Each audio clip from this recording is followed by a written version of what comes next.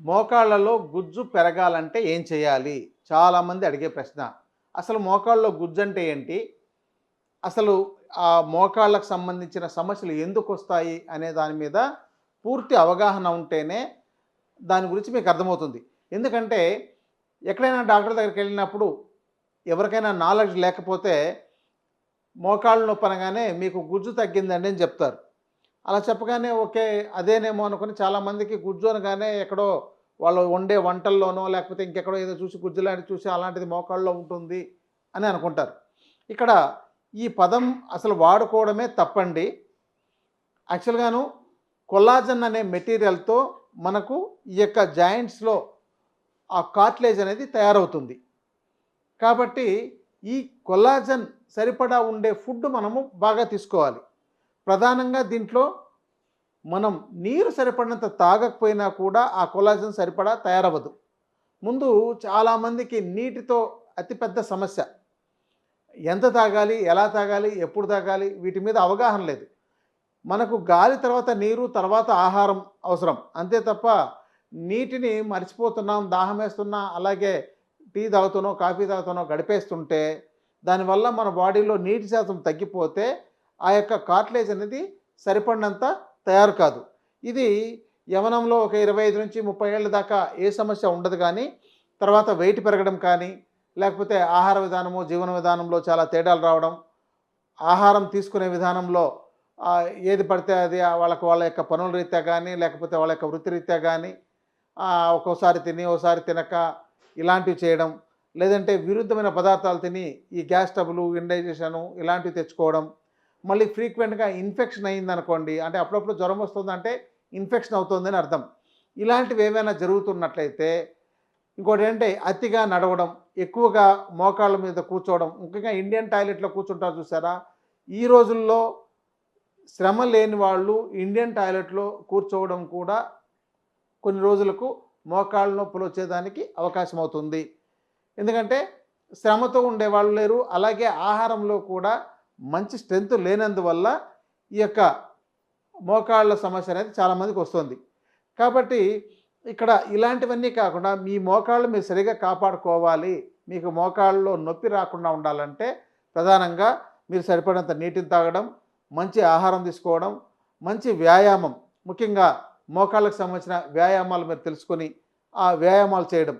ఎక్కువగా ఇలా కూర్చోవడం, ఇండియన్ టాయిలెట్‌లో కూర్చున్నట్టు అలాంటివి కూర్చొని చేసే పనులు ముఖ్యంగా ఎక్కడైనా వ్యవసాయంలో చేసేటవాళ్ళు అలాంటి వాళ్ళు కూర్చొని చేస్తుంటారు. అయితే మీరు ఇండియన్ టాయిలెట్‌లో కూర్చోవాలంటే మీ బరువు 60 కేజీల లోపే ఉండాలి. మీరు 60 కేజీలు బరువు కన్నా ఎక్కువ ఉన్నారనంటే అది యవ్వనంగా ఉండేవాళ్ళైనా సరే ఇండియన్ టాయిలెట్‌లో కూర్చోకూడదు. ఇది బాగా గుర్తుపెట్టుకోండి. తర్వాత మనం ఇలాంటి సమస్యలు రాకుండా ఉండాలంటే ఈ జాగ్రత్తలు తీసుకోవడంతో పాటు మీరు రకరకాల ఆహార పదార్థాలను తీసుకోవాలి. మనం ఏంటంటే చాలా లిమిటెడ్ ఆహార పదార్థాలను తీసుకుంటున్నాం. ఉదాహరణకు బియ్యము, పప్పులు, కూరగాయలు, ఆకుకూరలు, నాన్ వెజ్ ఇవన్నీ కలిపి 20-30 రకాల ఐటెం చుట్టూనే తిరుగుతుంటున్నారు. మనకు ఆకుకూరలు చాలా రకాలు ఉన్నాయి. దుంపలు ఎక్కువగా ఈ మోకాళ్ళలో కొల్లాజన్ తయారవ్వాలనంటే బాగా దుంపలు తీసుకోవాలి. అంటే కందగడ్డ, చామగడ్డలు, ఆలు ఇలాంటివన్నీ కూడా తీసుకోవాలి. కానీ వీటిలో కొన్ని వాతం చేస్తాయని కొంతమందికి వాత శరీరం వాత శరీర ప్రకృతి కలిగి ఉన్నట్లయితే వాళ్ళకు కొన్ని దుంపలు వాతం చేసినట్టు పెరిగిన ఈ నొప్పులు లాంటివి పెరిగినట్టు చెప్తుంటారు. అలాంటి వాళ్ళు ఈ కందగడ్డలో కూడా చామగడ్డలో కూడా ఇంకా చాలా వెరైటీలు ఉన్నాయి. ఈ మధ్య ఈ తారు రూట్ అనేసి ఒకటి ఉంది. ఇది ముఖ్యంగా మన ప్రాంతాల్లో పండట్లేదు. తెలుగు రాష్ట్రాల్లో అయితే పండట్లేదు కానీ ముఖ్యంగా ఈ అస్సాం కానీ మేఘాలయ కానీ అలాంటి ఏరియాల్లో ఎక్కువగా వాటిని వాడుతుంటారు. వాటితో మంచి కొల్లాజన్ తయారయ్యే అవకాశాలు ఉన్నాయి. ఈ మోకాళ్ళలో స్ట్రెంత్ రావడానికి చాలా బాగా పనిచేస్తుందన్నమాట. సో అలాంటి వాటిని ఎక్కువగా దుంపలు ఉండే వాటిని ఈ ఈ ఈ యొక్క మోకాళ్ళలో కార్టిలేజ్ మనకు బాగుండాలంటే తీసుకోవాలి. కానీ ప్రాబ్లం వచ్చిన తర్వాత కాదు ఇది. ప్రాబ్లం రాకమునుపు అంటే యవ్వనంగా ఉండేటప్పుడే ఇలాంటివి తీసుకోవాలి తప్ప ఇప్పుడు నాకు బాగా మోకాళ్ళ నొప్పులు ఉన్నాయండి, ఇప్పుడు నేను దుంపలు తీసుకుంటే నాకు అరిగిపిండి తయారవుతుందంటే కాదు. ఇక మీ ఎక్స్‌రే చూస్తే తప్ప మీకు లోపల ఎలా ఉంది చెప్పడానికి అవ్వదు. కొందరికి డీజనరేటివ్ ఆర్థరైటిస్ ఉంటుంది, కొందరికి ఆస్టియోఆర్థరైటిస్ ఉంటుంది, కొందరికి ఆస్టియోఫైట్స్ అని ఆ బోన్ డిఫార్మిటీ అంటే ఒక రకంగా కాకుండా ఇంకో విధంగా డెవలప్ అయి ఉంటుందన్నమాట.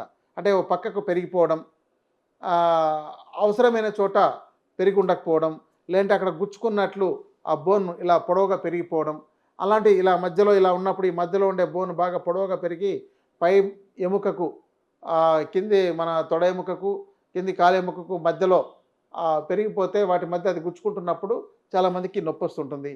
కొంతమంది చాలామందిని చూస్తే ఎప్పుడో ఒకసారి కింద పడి యాక్సిడెంట్లు అయ్యి కాలు విరగడమో లేకపోతే ఎక్కడో చిన్న సమస్య అవ్వడం, మజిల్లో డ్యామేజ్ అవ్వడం, లిగమెంట్స్ టేర్ అవ్వడం ఇలాంటివి చాలామందికి ఉంటున్నాయి.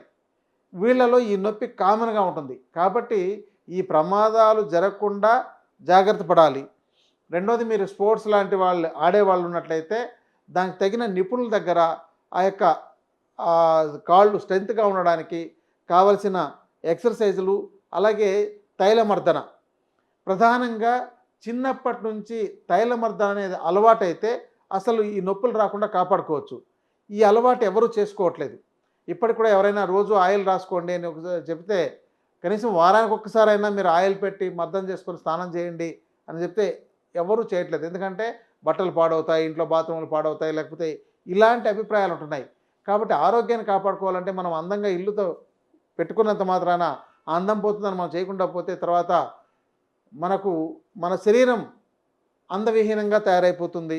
లేకపోతే ఇలాంటి రోగాలతో ఉన్నప్పుడు నడక సమస్య, భవిష్యత్తులో రకరకాల సమస్యలు ఎదుర్కోవాల్సి వస్తుంది. ఇక ఎక్కువగా ఆహారంలో నేను చెప్పే విషయాలు ఏంటంటే దుంపలు లాంటివి తీసుకోవడం, ఆకుకూరలు తీసుకోవడం, కూరగాయలు తీసుకోవడం, పళ్ళు తీసుకోవడం, రొటీన్గా ఒకే రకమైన ఆహార పదార్థాలు వాడకుండా మీరు కనీసం మీ రిపీట్ అయ్యే ఆహారం నెలకొకసారి ఉండాలి. అంటే కనీసం మీరు ఓ 30 రోజులకు తర్వాతే మళ్ళీ అలాంటిది వాడాలి. అంటే ఈసారి ఈరోజు వంకాయలు వాడారంటే మీరు మళ్ళీ 30 రోజుల తర్వాత వాడండి. మళ్ళీ ఎల్లుండికే రేపు బెండకాయ తీసుకున్నారు, ఎల్లుండి దొండకాయ తీసుకున్నారు, తర్వాత నాన్ వెజ్ తీసుకున్నారు, తర్వాత మళ్ళీ వంకాయకు వచ్చేస్తున్నారు. ఇలా కాకుండా చాలా రకాల పదార్థాలు ఉన్నాయి.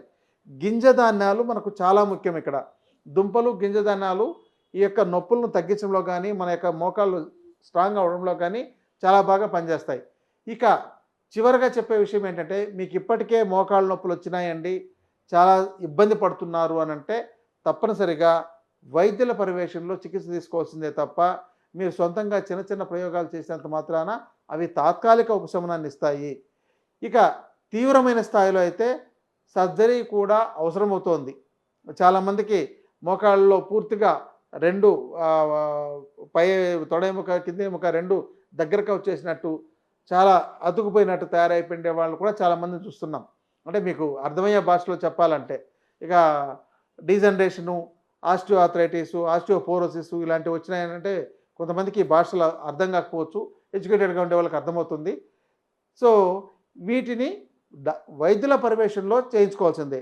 మధ్య రకంగా మీకు ఇప్పుడే నొప్పులు ప్రారంభమయ్యాయి అని అంటే ఈ సమయంలో ఆయుర్వేద వైద్యం అంటే ఎందుకంటే ఏ రోగమైనా ప్రారంభంలో ఉన్నప్పుడు చాలా అద్భుతమైనది ఆయుర్వేద వైద్యం అండి. కానీ అందరూ చివరికి ఆయుర్వేద వైద్యానికి వస్తున్నారు. ఈ ముందే గనక జాగ్రత్త పడితే ఆయుర్వేదంలో పంచకర్మ చికిత్సలని ఉన్నాయి.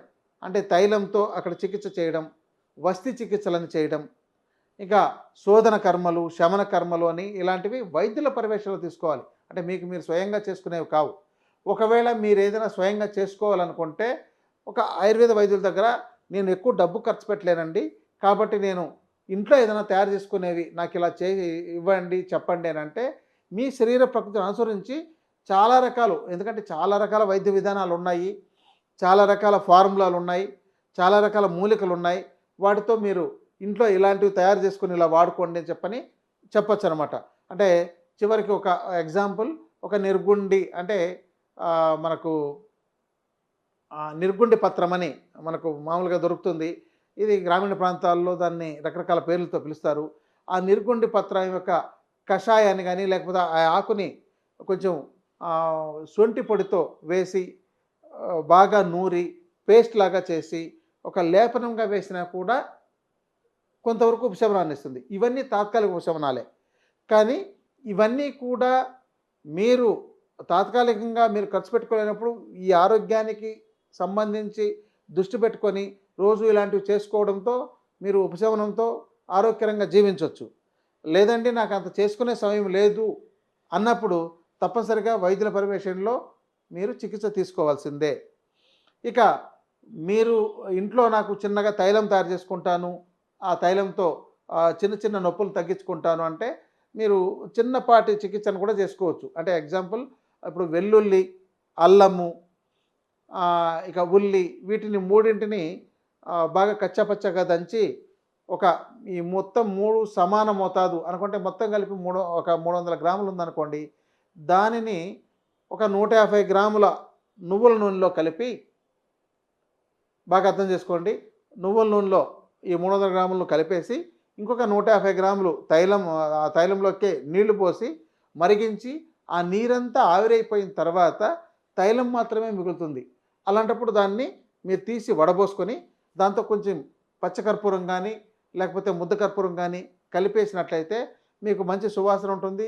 కర్పూరం కూడా నొప్పిని తగ్గించే గుణం ఉంటుంది. ఇంకా మీరు కలుపుకున్నట్లంటే మెంతాల్, తైమాలని కూడా దొరుకుతాయి. అంటే పుదీనా పువ్వు, వామ పువ్వు అని ఇలాంటివి కూడా దొరుకుతాయి. వీటిని దాంతో కొంత కొంత మోతాదులో కలుపుకొని మీరు డబ్బాలో పెట్టుకుని రోజు రాత్రి పడుకునేటప్పుడు మద్దం చేసుకోవచ్చు అనమాట. అలా చేసుకుంటే ఉపశమనం జరుగుతుంది. ఇంకా లోపలికి వాడే మందులకైతే తప్పనిసరిగా మీరు వైద్యుల పర్యవేక్షణలో తీసుకోండి. ఇక ఆకుకూరల్లో ఎక్కువగా మనకు నొప్పులు తగ్గించే గుణాలు ఉంటాయి. ముఖ్యంగా మునగాకు చాలా బాగా పనిచేస్తుంది.